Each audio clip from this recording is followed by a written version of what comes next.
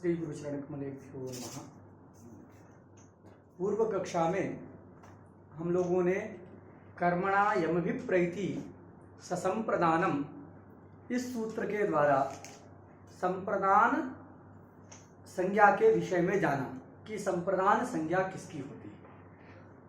संप्रदान का ज्ञान हो जाने के बाद उसका फल क्या है, इस प्रकार की आकांक्षा होती है, क्योंकि या संज्ञा सा फल भगवती, तो संप्रदान संज्ञा का भी फल बतलाना होगा।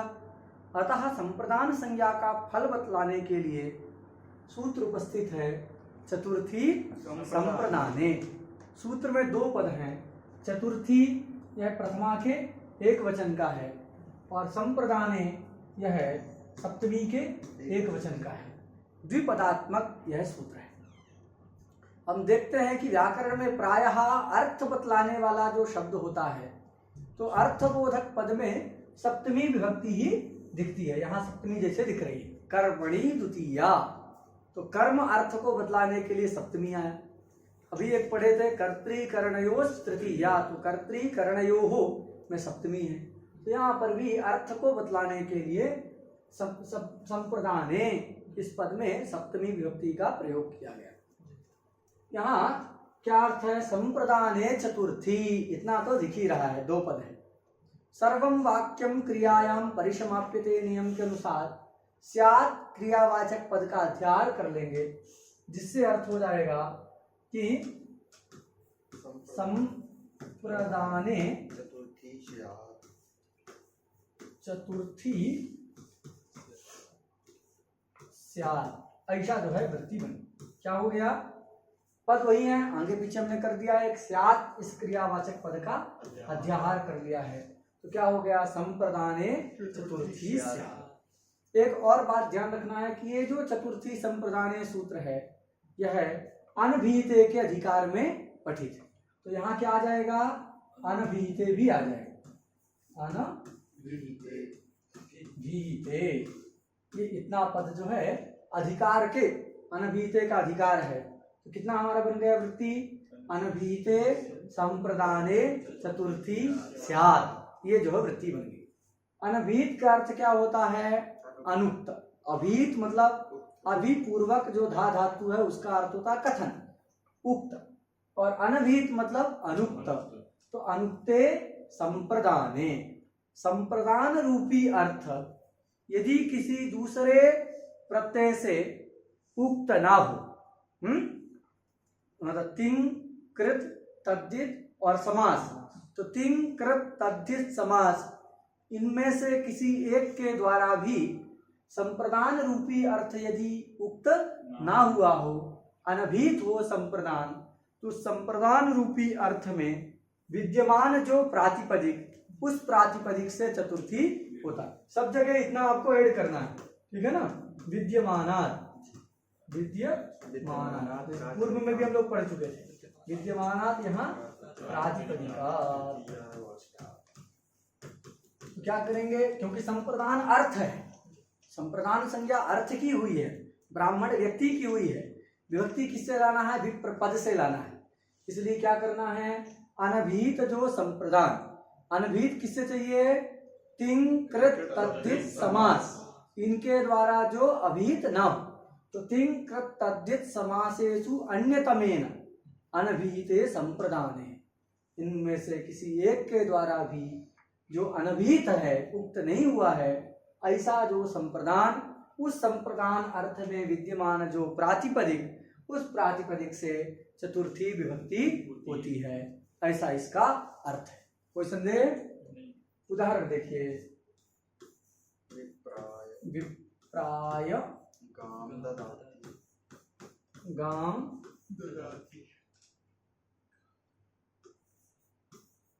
ददाति। यहाँ देखो ये कर्म संज्ञा, तो कैसे इसकी संप्रदान संज्ञा होगी हम पहले पढ़ चुके हैं, इसलिए विशेष नहीं करेंगे, लेकिन फिर भी एक बार अर्थ घटा देते हैं। क्या है कि यहाँ पर ददाति के द्वारा दानक क्रिया का बोध हो रहा है, उस दानक क्रिया निरूपित कर्म है गो, उसके द्वारा उद्देश्य कौन है, विप्र है, अतः इस उद्देश्य भूत विप्र की क्या हो जाएगी, कर्मणा यमभिप्रैति ससंप्रदानम, इसके अनुसार विप्र की, ब्राह्मण की क्या हो जाती है, संप्रदान संज्ञा हो जाती है। और इस विप्र रूपी संप्रदान को कहने के लिए कोई दूसरा पद दिखाई नहीं दे रहा है। यहाँ ती प्रत्यय कर्ता में आया है तो कर्ता उक्त हो रहा है, गाम में द्वितीया में जो है वो कर्म में आई है तो कर्म कर्ता तो उक्त हो रहे हैं, संप्रदान रूपी अर्थ किसी दूसरे प्रत्यय से उक्त नहीं है। तो अनुक्त जो संप्रदान है, अनभिहित संप्रदान है कौन, विप्र रूपी संप्रदान, उस ब्राह्मण अर्थ में विद्यमान प्रातिपदिक हो गया विप्र प्रातिपदिक, उससे चतुर्थी विभक्ति में गे प्रत्यय आ गया, उसको या आदेश कर दिए गेरिया सूत्र के द्वारा, फिर जो है सुपीछा से पूर्व को दीर्घ करने के बाद विप्राया ये पद बनता है।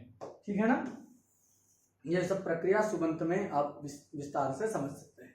इस प्रकार ये विप्राय गाम ददाती, ये जो है उदाहरण इसका बन गया।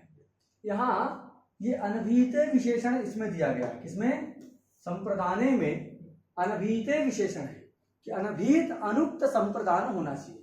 इस विशेषण देने का क्या फल है भाई, विशेषण तो व्यावर्तक होता है ना भाई, ये किसको हटाने के लिए दिया गया है, तो कहते हैं, देखिए उदाहरण दिया, दानियो दानियो विप्रह, दानिया मतलब दानोद्देश्य, दानिया का अर्थ क्या है, दानिया, ठीक है, दानिया, ठीक ही तो है, दानिया दानियो विप्रह, तो दानिया दानियो विप्रह में क्या है, दानोद्देश्य, दानिया का अर्थ क्या है, दानोद्देश्य, दान का, दान क्रिया का उद्देश्य।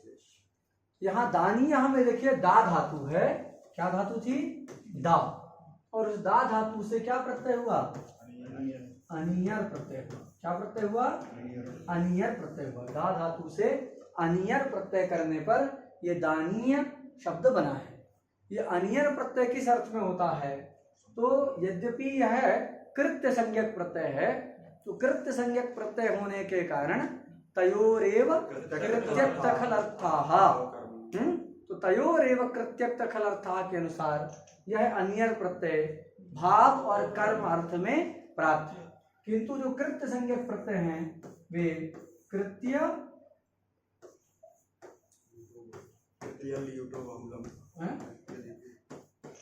लुटो बहुलम, कृत्य लुटो बहुलम, इस सूत्र के अनुसार क्या होता है, ये बाहुल का संप्रदान अर्थ में हुआ है। किस अर्थ में हुआ है, कर्म अर्थ में प्राप्त, कर्म और भाव अर्थ में प्रायः कृत्य प्रत्ययों का विधान होता है, किंतु कृत्य लुटो बहुलम इस सूत्र के द्वारा बाहुल का यह दानीय शब्द में जो अनियर प्रत्यय हुआ है, यह किस अर्थ में हुआ है, संप्रदान अर्थ में हुआ है। इसमें हुआ है, संप्रदान अर्थ में हुआ है। इसी का दानिया शब्द का अर्थ है दीयते स्मयी, दीयते स्मयी, ठीक है, दीयते स्मयी, ठीक है, दीयते स्मयी, ऐसा विग्रह करके यह दानिया शब्द बना है। और अनियर प्रत्यय संप्रदान अर्थ में है, तो संप्रदान रूपी जो अर्थ है वह अर्थ किससे उक्त हो गया, अनियर प्रत्यय से उक्त हो गया। इसलिए विप्र शब्द से क्या नहीं हुई, चतुर्थी नहीं होती है। क्यों, क्योंकि यह अभीत संप्रदान है, अनभीत संप्रदान, ये तो अभीत हो गया, अनियर प्रत्यय से ही संप्रदान रूपी अर्थ उक्त हो गया, अभीत हो गया, अनभीत संप्रदान नहीं है। इसलिए उस विप्र पद से, तदवाचक विप्र पद से चतुर्थी विभक्ति नहीं होती है। तो यही दानियों विप्रह में चतुर्थी का वारण ही अनभीते विशेषण देने का फल है। ठीक है, चलो, तो यह संप्रदाने चतुर्थी, इस सूत्र का क्या अर्थ है, इसके उदाहरण क्या हैं, और अनभीते ये जो विशेषण दिया गया इसका फल क्या है, इन सभी विषयों को अभी हम लोगों ने जाना। आगे क्या है, एक दूसरा वार्तिक है ना। हाँ, इस ही सूत्र में एक दूसरा वार्तिक का पाठ भट्टोजी दीक्षित जी करते हैं। वो वार्तिक का चतुर्थी विधान से नहीं तात्पर्य है, वो संप्रदान संज्ञा करने वाला ही है। तो एक सामान्य फल बता करके और जो है फिर अब चतुर्थी विधान के लिए संप्रदान संज्ञा करने वाला एक दूसरा वार्तिक यहाँ पर प्रस्तुत करते हैं। क्या वार्तिक है? क्रियया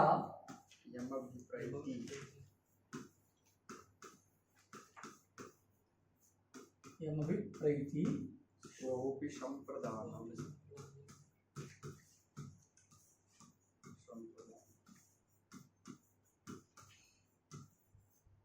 यह एक वार्तिक पढ़ते हैं, क्रियया यमभिप्रैति सोऽपि संप्रदान।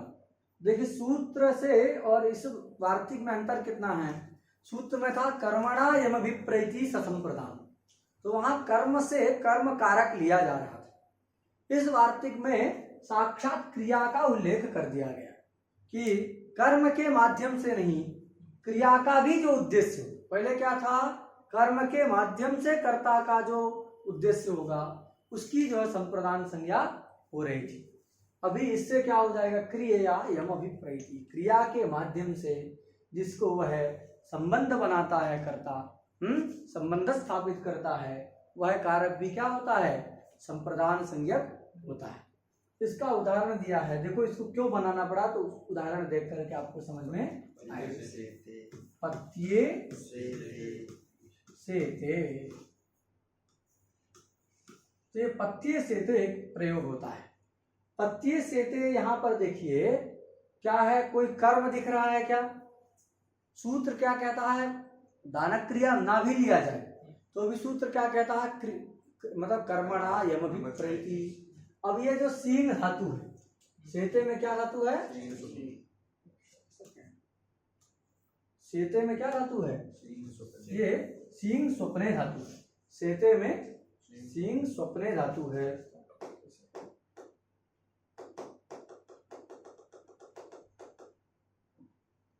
सेते में सींग स्वप्ने धातु, क्या धातु है, सींग स्वप्ने धातु। ये और ये जो सींग धातु है ये कैसी धातु है, यह अकर्मक धातु।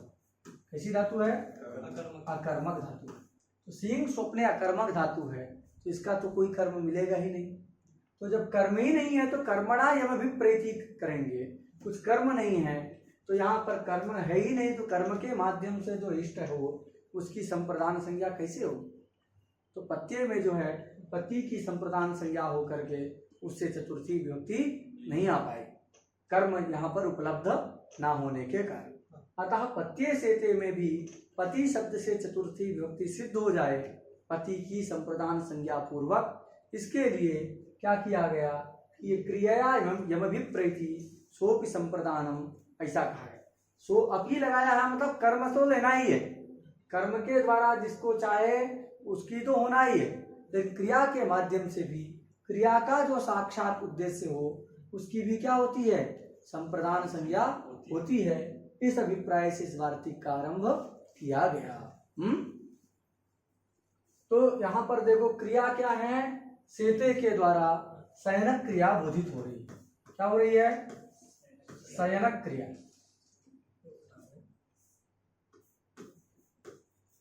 शयनक क्रिया बोधित हो रही है। इस शयनक क्रिया का उद्देश्य क्या है, शयनक क्रिया का उद्देश्य है पति।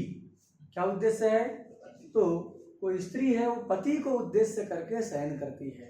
तो यहाँ शयनक सींग धातु के द्वारा शयनक क्रिया बोधित हो रही है, तो क्रिया से ले लिए शयनक क्रिया। तया शयनक क्रिया, शयनक क्रिया के माध्यम से यम मतलब पतिम है, अभिप्रैति संबधनाति है, अतः सोपी पति रूपी जो कारक है वह भी क्या हो जाएगा, संप्रदान संज्ञक हो जाएगा। अर्थ घट गया। क्रिया से क्या ले लिए, शयनक क्रिया, सेते पद से बोध्य जो शयनक क्रिया, उस शयनक क्रिया के माध्यम से यम मतलब पतिम अभिप्रैति, पति को अभिप्रैति संबधनाति, अतः सोपी और पति रूप जो अर्थ है वह भी क्या होता है, संप्रदान संज्ञक हो जाता है। तो पति की संप्रदान संज्ञा हो गई, अतः क्या हो जाएगा, पति शब्द से चतुर्थी संप्रदान सूत्र के द्वारा ही चतुर्थी होकर के पत्ये सेते ऐसा जो वाक्य बनता है। अर्थ क्या है, पत्युद्देश्य, चतुर्थी का अर्थ होता है उद्देश्य, तो अर्थ होगा पत्युद्देश्यकम शयनम। ठीक है, पत्युद्देश्यकम शयनम, पति को उद्देश्य करके शयन, यह यहाँ पर जो है ये अर्थ होता है। अब इस वार्तिक को मान लिया तो पत्ये सेते में तो कोई दिक्कत नहीं है, वाक्य बन गया। एक जो है समस्या थी दिख रही है। क्या समस्या है कि इसमें तो ये कह दिया गया है क्रिया के द्वारा। अब जिस क्रिया के माध्यम से जिसको हम चाहेंगे, जो उद्देश्य हमारा होगा उस क्रिया का, उस सब की क्या होने लगेगी। जैसे यहाँ शयनक क्रिया का उद्देश्य कौन है, पति है। पति को शयनक क्रिया का उद्देश्य क्या है, पति है, अतः पति उद्देश्य होने से उसकी संप्रदान संज्ञा होगी। उसी प्रकार देखो, ओदनम पचति, ओदनम पचति, तो ओदनम पचति में जो पचति से पाकक क्रिया बोधित हो रही, उस पाकक क्रिया का उद्देश्य क्या है, ओदन। अब तो कर्म वगैरह कुछ कहे नहीं है, केवल क्रिया का उद्देश्य होना चाहिए, जैसे यहाँ दिख रहा है।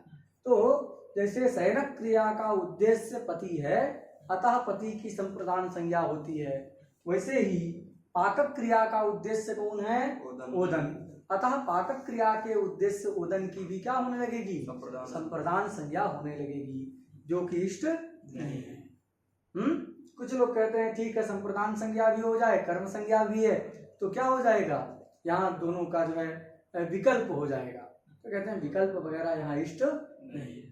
देखो ये जो वार्तिक है, ये वार्तिक कहाँ लग चुका है, पत्ते सेते में लगा है, जहाँ पर कोई कर्म उपलब्ध नहीं होता है, मतलब अकर्मक स्थल में ये लगता है। कहाँ लगता है, अकर्मक स्थल में। तो अकर्मक स्थल में अकर्मक स्थले क्रियया यम्भिप्रेतिसोऽपि संप्रदानमिति वार्तिकम चरितार्थम सावकाशम। तो अकर्मक स्थल में ये वार्तिक क्या हो गया है, उद्देश्य की, क्रिया के उद्देश्य की संप्रदान संज्ञा करके यह वार्तिक चरितार्थ हो गया है, लब्धावकाश हो गया है। अब एक जगह काम कर दिया तो एकदम अपने आप को समझे कृत्य हो गए, हमारा काम जो है हो गया, हो जाता है ना। परीक्षा हो गई और रिजल्ट आ गया तो कहे अब तो अब पढ़ना की क्या जरूरत, अब तो हमारा काम हो गया। उसी प्रकार एक जगह वो अकर्मक स्थल में संप्रदान संज्ञा करके क्या हो गया, कृत्य हो गया, हो कृत्य हो गया, तो फिर अब क्या होगा, वो वही कृत्य हो गया तो फिर दूसरा काम नहीं करता ना। तो फिर क्या करेगा कि जहाँ सकर्मक धातु है, सकर्मक स्थल में इसकी प्रवृत्ति नहीं होगी। तो ये सकर्मक स्थल है, इसलिए यहाँ पर सकर्मक स्थल में क्या हो जाएगा, सकर्मक स्थल में इस वार्तिक का बाध हो जाएगा। उसको बाध करके वहां पर तो कर्म संज्ञा ही होगी, संप्रदान संज्ञा नहीं होगी। बात सुना गई। ऐसा जो है इसका करते हैं कि भाई कोई दिक्कत नहीं है, अकर्मक स्थल में वार्तिक चरितार्थ है, तो चरितार्थ वार्तिक का सकर्मक स्थल में क्या हो जाएगा, उसका बाध हो जाएगा, इसलिए सब जगह इस वार्तिक की प्रवृत्ति नहीं होगी। ऐसा करते हैं। कुछ लोग कहते हैं अलग से वार्तिक बनाने की आवश्यकता, अभी तो बनाया गया, उसका फल क्या है, उसको मानने पर भी कोई दूसरे जगह दिक्कत नहीं हो रही है, ये सब हम लोगों ने समझ लिया। कुछ लोग कहते हैं इसकी जरूरत नहीं है, आपको पत्ते सेते की ही संप्रदान संज्ञा करना है ना। हम आपको तरीका बताते हैं, पत्ते सेते की यहाँ पर पति की संप्रदान संज्ञा हो जाए और उससे चतुर्थी हो जाए, यही आपको इष्ट है, उसका हम तरीका बताते हैं। अभिप्राय क्या है, तो कहते हैं यहाँ चतुर्थी विभक्ति संप्रदान करके करने की जरूरत नहीं, यहाँ क्या हो जाएगी, क्रिया वो है ना, क्रियार्थोपपदस्य च कर्मणि स्थानिनः। क्या एक सूत्र है, सूत्र है क्रिया, आगे आएगा क्रियार्थोपपदस्य च, क्रियार्थोपपदस्य च कर्मणि स्थानिनः।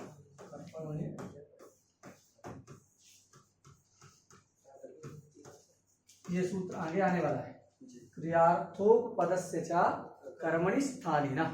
तो ये एक सूत्र है, इसका उदाहरण, ये सूत्र को हम आगे पढ़ेंगे विस्तार से। तो कर्म क्रियार्थोपपदस्य च कर्मणि स्थानिना के द्वारा क्या होता है, जैसे नमस्कुरुमो नृसिंहाय, तो नमस्कुरुमो नृसिंहाय में क्या होता है, नृसिंह शब्द से चतुर्थी हो जाती है। वहाँ अर्थ क्या रहता है कि नृसिंह को अनुकूल करने के लिए हम क्या करते हैं, नमस्कार करते हो, हमारे अनुकूल हो जाएं, हमारे वशीभूत हो जाएं, इस अभिप्राय से अनुकूल बनाने की दृष्टि से नमस्कार करते हैं। तो वहाँ चतुर्थी होती है नमस्कुरुमो नृसिंहाय। यहाँ भी उद्देश्य क्या है, तो पत्नी स्त्री क्यों शयन करती है, ये पति जो है हमारे क्या रहे, अनुकूल रहे हैं, हमारे बस में रहे। वो पति को अपने बस में करने के लिए, अधीन करने के लिए ही वो शयन करती है। तो पतिम अनुकूलयितुम सेते, पत्ये सेते का अभिप्राय करें, क्या करेंगे, पतिम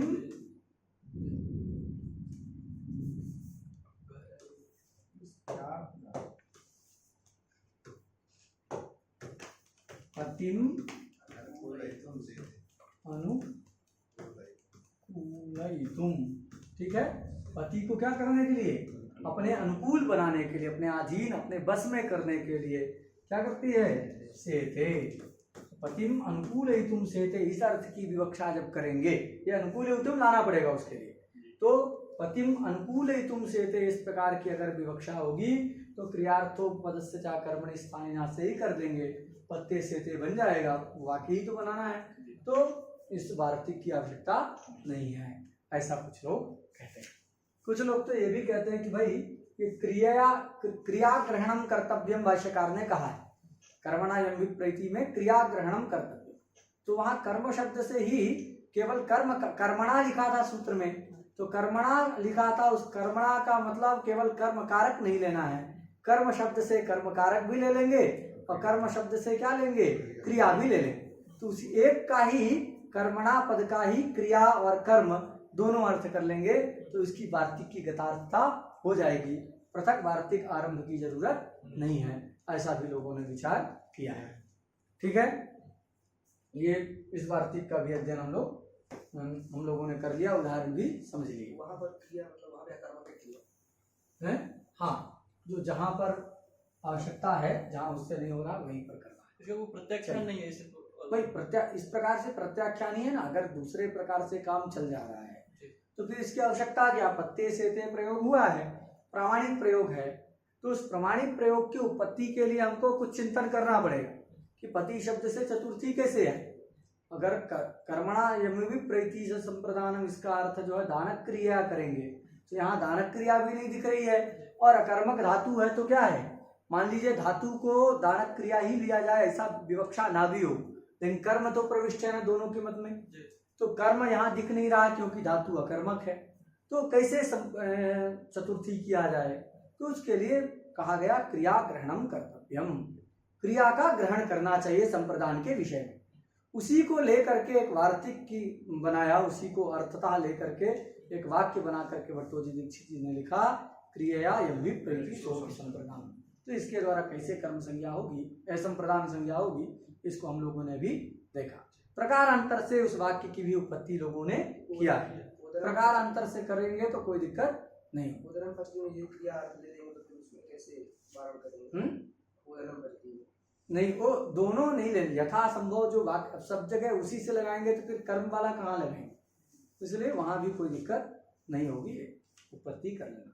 और विचार करो, ये तो अभी वो सब शेखर आदि ग्रंथ पढ़ेंगे तो वहां सब लिखा हुआ है, मंजूषा पढ़िए, शेखर पढ़िए, विशेष विचार तो वहां से पूर्ण होगा।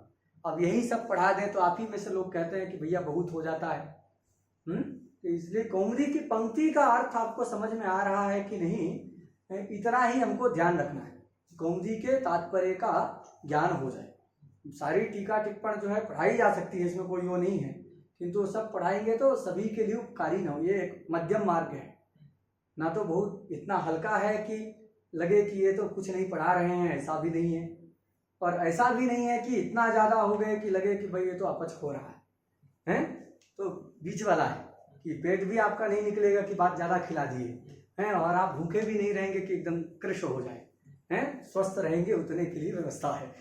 ठीक है, चल आगे एक वार्तिक है, उसको भी खत्म करो।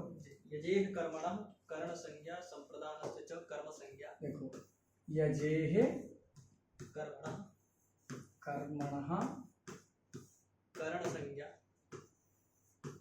करण संज्ञा करण संज्ञा संप्रदानस्य च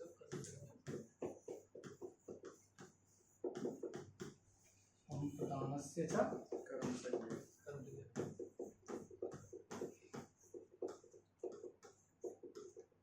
ये एक वार्तिक पटी है। यजेः कर्मणः करण संज्ञा संप्रदानस्य च कर्म संज्ञा। यह जो वार्तिक है ये छांदस है, मतलब वेद के लिए है। ऐसा टीकाकार ने लिखा, कैयट का मत है छांदसम एतत्, ऐसा लिखते हैं। क्या लिखते हैं? छांदसम एतत्, मतलब एतत् वार्तिकम कीदृशम छांदसम। छांदसम मतलब वेद विषयकम, ये केवल वेद में ही प्रवृत्त होता है, लोक में इस वार्तिक की प्रवृत्ति नहीं होती, लोक के लिए ये नहीं है। वेद में कुछ उदाहरण हैं, उनके साधुत्व के लिए ही ये वार्तिक बनाया गया है। इसलिए क्या कहते हैं? छांदसम एतत्, यह छांदस वार्तिक। क्या कहता है कि यज धातु का जो कर, वो भी सब जगह नहीं लिखता है, केवल एक जगह के लिए लिखा। कहाँ के लिए? यज धातु के लिए। कहाँ के लिए लिखा? यज धातु का यदि प्रयोग है तो यज धातु के योग में ही इस वार्तिक की प्रवृत्ति होती है, वो भी केवल वेद में, लोक में यह प्रवर्तित नहीं होता है। अर्थ देखिए क्या है? यजेः कर्मणः करण संज्ञा। यज धातु का जो कर्म है, यज धातु का अर्थ क्या है? जो कर्म। तो यज धात्वर्थ जो कर्म, मतलब यज धात्वर्थ निरूपित जो कर्म है, यज धातु से यहाँ पर क्या लेना है? दानार्थक धातु लेना है। क्या लेना है? दानार्थक ही लेना है। यज कैसी है? दानार्थक यज धातु है। दान मतलब वहां त्याग पूर्व, त्याग भी अभिप्रेत है, उदाहरण से समझ में आएगा। तो दानार्थक जो यज धातु है, उस दानार्थक यज धातु का जो कर्म है, दानार्थक यज धातु का जो कर्म है, उस कर्म की करण संज्ञा होती है। करण संज्ञा हो जाएगी तो क्या होगा? करण संज्ञा का फल क्या है? इसका फल है तृतीया। ठीक है, तृतीया हो जाएगी। और जो संप्रदान है, तो संप्रदान की क्या संज्ञा हो जाएगी? कर्म संज्ञा होगी, जिससे कर्म संज्ञा का फल क्या होगा? इसका फल हो जाएगा द्वितीया। बात समझ आ गई? तो ये जो है इसका बताया हो, अर्थ समझा गया। दानार्थक जो यज धातु, उस यज धातु का जो कर्म, उस कर्म की करण संज्ञा होती है, तथा उसी यज धातु का जो संप्रदान है, उद्देश्य है, उसकी कर्म संज्ञा होती है। देखो उदाहरण, पशुना रुद्रम यजते, ये एक वैदिक प्रयोग है। पशुना रुद्रम यजते, तो पशुना रुद्रम यजते क्या है? एक वैदिक प्रयोग है। और ये प्रयोग किस अर्थ में किया जाता है? तो पशुम